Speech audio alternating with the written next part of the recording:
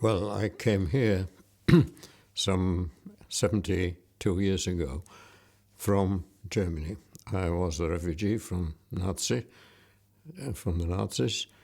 To date, I suppose I would be called an asylum seeker. They got drawn in. I don't think half of them knew what it was all about.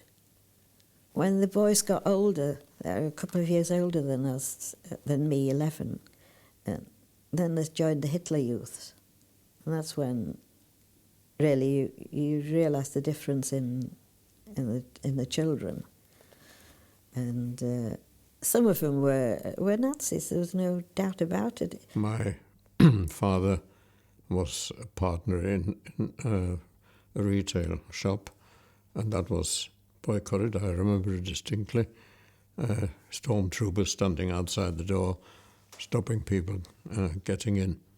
Well, Kristallnacht was the night of the broken glasses, you understand, and they came from the Gestapo came from my father and uncle in the middle of the night. They didn't come in uniform, they were dressed in ordinary clothes, because by then there was only 2 men left in our village, and it was my father and my uncle. So they took them away to Dachau concentration camp. And a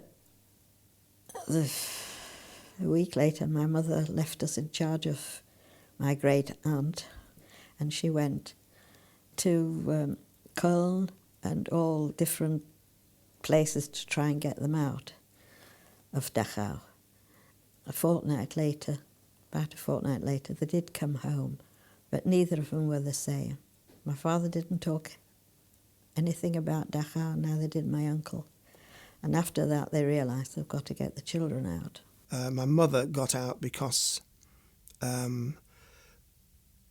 she was given a place of employment, as was my grandmother, her mother. So because you couldn't just come in, it wasn't an open door. There weren't open doors in England or in Britain. You had to have a place of employment before you could come in. And as I say, my mother was taken in by this family in London, and my grandmother with a family in Taunton. There were 3 ways you could get here. One is, apart from the fact people who had an awful lot of money who could maintain themselves without any outside help, they could come here. But there were 3 other categories. One was for domestic service, mainly women, some couples, the trainee scheme, and the kinder transport, children under 16, which eventually the British government relented to let in. And in fact, nearly 10,000 Jewish kids, mostly Jewish kids, managed to come under that scheme. Well, kinder transport took a long time to get going because nobody wanted the children. Nobody wanted the grown-ups either. But it got to the stage where that even England realised that they had to get the children out. We were refugees. It was not easy to get to this country. This country did not like immigration, even less than it does now, particularly Jewish immigration. But my father came to Leeds, I think, with the intention of going off to America, as the Jews did when they came from Eastern Europe at the back end of the 19th century and early part of the 20th century. But he came to Leeds in the first instance because he already had a brother here and had 1 or 2 cousins here. Well, my first impression was it was black and dirty. Because, I mean, everything was... You got to the station in Leeds, it was not very clean, it was black. I mean, how many stations I'd been to? I can picture the Rockenhouse station. It was only a 2-line railway line. It wasn't like a big city like Leeds. Because the Eastern European Jews came in such vast numbers, they were influential in developing, well, you know, the clothing industry and made their mark on the city. As far as the refugees from Nazi Europe were concerned, they were in much, much smaller numbers. And they were just determined to put what had happened or what they'd experienced behind them.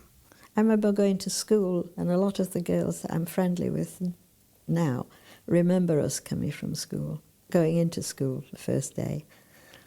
It was, I don't know why we were different, but maybe it's because we were small, I don't know, but we were different. Did you speak English? Not a word. We soon picked it up.